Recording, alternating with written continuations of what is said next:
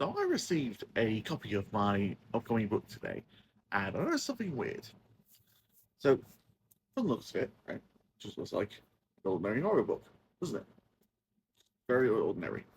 But it keeps making this weird sound when I open the book. I mean, doesn't it sound weird?